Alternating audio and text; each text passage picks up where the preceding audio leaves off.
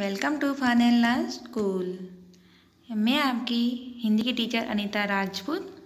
आज हम पढ़ेंगे कक्षा 3 का पार्ट 2 जिसका नाम है शेकीबाज मक्खी। ये भाग बच्चों हमारा भाग 3 है जिसमें आज हम पढ़ने वाले हैं शेकीबाज मक्खी के प्रश्न उत्तर। ओके बच्चों, चलो किताब को खोलो आपकी। हमारे चैप्टर का नाम था शेकीबाज मक्खी। आज हम इसके प्रश्न उत्तर पढ़ने जा रहे हैं। तो पहला प्रश्न है, कक्षा में साथियों के साथ बातचीत करो। किसको कहा गया? विद्यार्थियों को कहा गया है कि आप अपने फ्रेंड से कक्षा में बात करो। पहला प्रश्न है, तुम्हें कहानी में कौन सबसे अच्छा लगा और क्यों? आपने पूरी कहानी पढ़ी ना, मैंने आपको पहले कहानी समझाई, फिर हमने उसको पाठ को भी पढ़ा, तो आपको पता चला होगा ना आपको कहानी में कौन अच्छा लगा। तो उत्तर क्या है? हमें कहानी में सबसे अच्छी लोमड़ी लगी क्योंकि उसने बड़ी ही समझदारी से घमंडी मक्खी को मकड़ी के जाल में फंसाकर मार दिया और सबको बचा लिया, है ना बच्चों। फिर आगे दिया गया है, मक्खी मकड़ी के जाल में फंस गई थी, फिर क्या हुआ होगा, कहानी आगे बढ़ाओ। तो उत्तर क्या है? मक्खी मकड़ी को पकड़ने जब उसके जाल में घुसी तो वहाँ फंस गई। उसने जाल से निकलने की बहुत कोशिश की, परंतु जितनी कोशिश करती उतना ही फंसती जाती। इस तरह से उसका घमंड चूर चूर हो गया और आखिर में वह मर गई। आगे दिया गया है, अगर कहानी का नाम मक्खी को ध्यान में न रखकर लोमड़ी और शेर को ध्यान में रखकर लिखा जाता तो उसके क्या क्या नाम हो सकते थे? तो उत्तर क्या है? यदि लोमड़ी को ध्यान में रखकर कहानी का नाम दिया जाता तो चतुर लोमड़ी, समझदार लोमड़ी आदि होता है। यदि शेर को ध्यान में रखकर कहानी का नाम दिया जाता तो मूर्ख शेर, आलसी शेर भी होता। आगे दिया गया है, अब तुम कहानी के लिए एक और नया शीर्षक सोचो। यह शीर्षक कहानी के किसी पात्र पर नहीं होना चाहिए, कहानी की किसी घटना के बारे में शीर्षक हो सकता है। तो उत्तर क्या होगा? कहानी का अन्य शीर्षक घमंडी का सिर नीचा, जैसी करनी वैसी भरनी भी हो सकता है ना बच्चों। फिर आगे प्रश्न दिया गया है, मक्खी ने जब शेर को जगाया तो वह आग बबूला हो गया। तुम्हें कोई गहरी नींद में से जगाता है तो तुम क्या करते हो? बोलो बच्चों, आप क्या करते हो? जब हमें कोई गहरी नींद से जगाता है तो हम गुस्सा नहीं करते, बल्कि उसे कहते हैं कि हमें सोने दो, नींद आ रही है, ये अभी थोड़ी देर में उठता हूँ। हमें गुस्सा नहीं करना चाहिए, हमें प्यार से बोलना चाहिए। फिर आगे दिया गया है, मक्खी उड़ाते उड़ाते शेर उब गया था। तुम क्या करते करते उब जाते हो?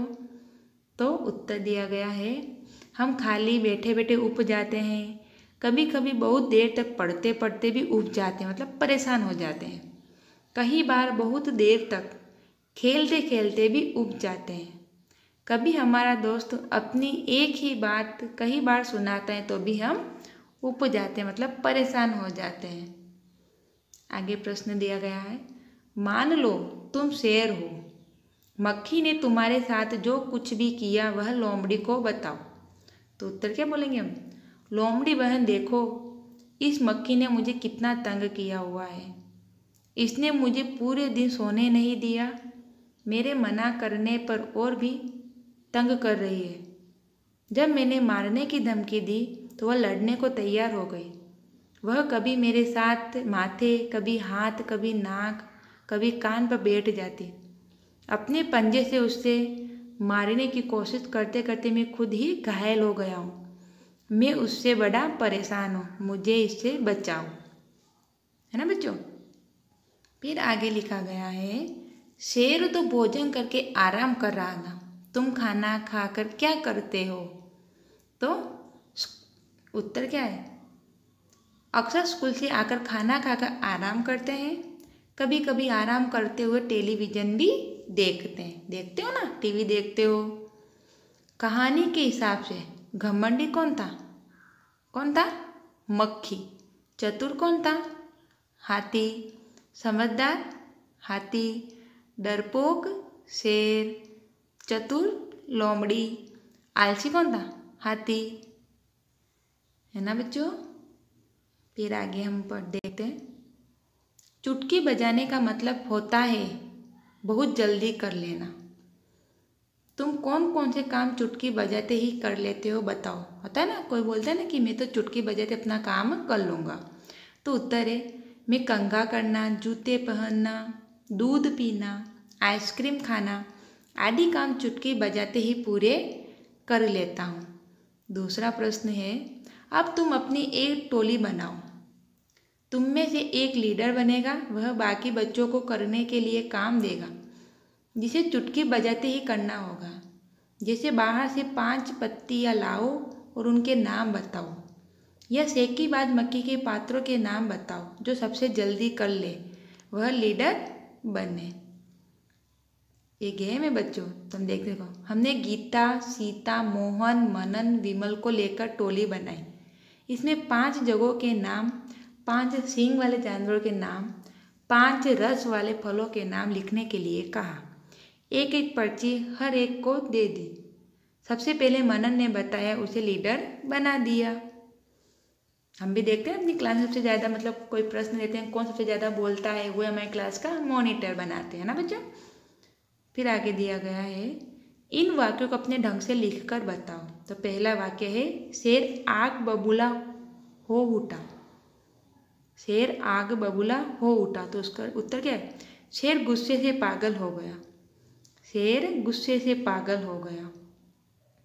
दूसरा प्रश्न है, उसकी जरा खबर लो। उसको हम कैसे बोलेंगे? उसके बारे में पता करो या उसे जरा कर जाकर ठीक से समझाओ।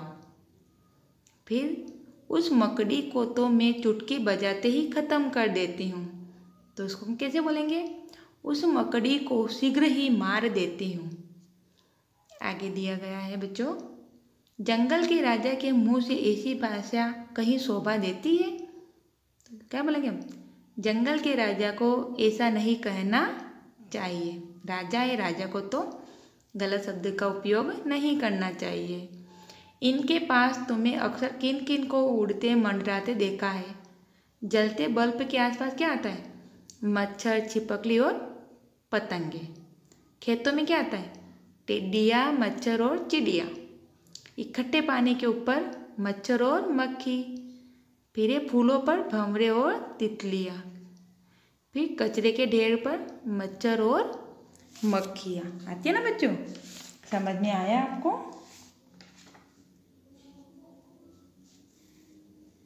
फिर ओके बच्चों, ये आपने लिखा। इन सबको आपको आपकी हिंदी के नोटबुक में लिखना है। ओके।